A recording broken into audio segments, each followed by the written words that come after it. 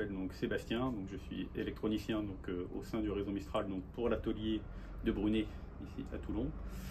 Et ça fait un peu plus de 4 ans donc, maintenant que je travaille ici.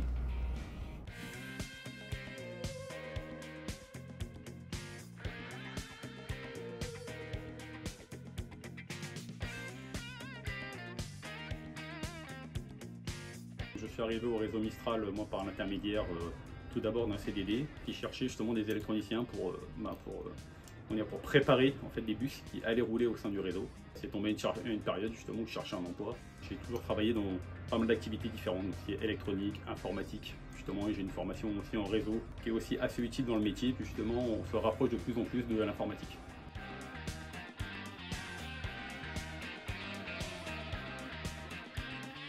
Il y a quelques années, donc je travaillais, avant de travailler dans les bus, donc, dans une entreprise qui faisait de la robotique, où j'étais donc déjà amené un petit peu donc, à pouvoir en tout cas suivre justement le matériel dont je m'occupais à distance, et je retrouve donc pas mal de similitudes quelque part avec le monde du bus, parce qu'on est amené aussi à suivre les véhicules à distance, à pouvoir savoir à distance aussi les pannes aussi qu'ils ont pour pouvoir prévoir justement des interventions futures sur les véhicules.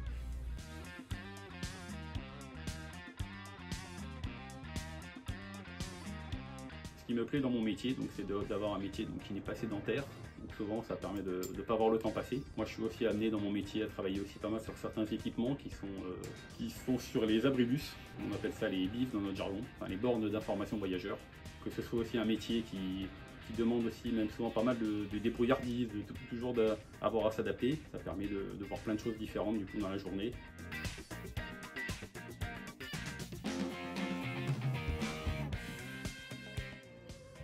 Moi, mon métier m'amène à travailler sur différents types de matériel. C'est quelque chose qui est assez passionnant, que ce soit le système SAE, qu'on appelle, donc le système d'aide à l'exploitation, qui permet donc, entre autres bus de pouvoir respecter ses horaires, ça nous permet de pouvoir le suivre à distance. On s'occupe aussi des systèmes de billettique, ce qui permet de payer à l'intérieur du bus, les systèmes de vidéosurveillance et tous les aspects donc, qui permettent aussi aux passagers aussi de savoir aussi vers où se dirige le bus et d'avoir toutes les informations nécessaires pour que leur voyage se déroule correctement.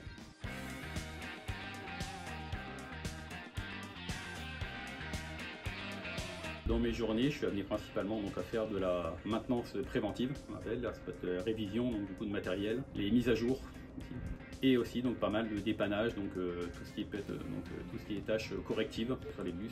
Dès qu'on a une avarie, on commence souvent par regarder si on n'a pas un problème électrique. Comme on est dans du matériel embarqué, on est souvent amené à ce qu'il y ait des soucis suite aux batteries, aux vibrations, souvent dans les véhicules. C'est une des causes en tout cas de la plupart des pannes qu'on a. On est amené à nous appeler pour aller dépanner le plus vite possible afin que le matériel, que ce soit le bus ou le bateau, puisse rouler ou naviguer le plus rapidement possible.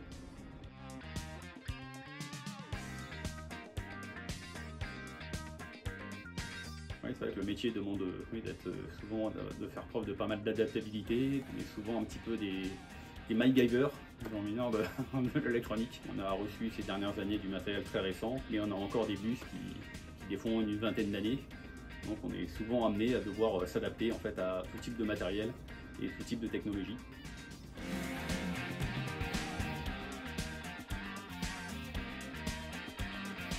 C'est le fait de pouvoir pas mal bouger dans la journée et d'être amené à travailler sur du matériel très différent, que ce soit les bus, les bateaux, et aussi pour être honnête aussi l'ambiance, surtout qui est quand même très bonne par rapport à ce que j'ai pu connaître avant, surtout entre collègues de travail, entre les différents services. On a quand même une ambiance qui est quand même très très bonne.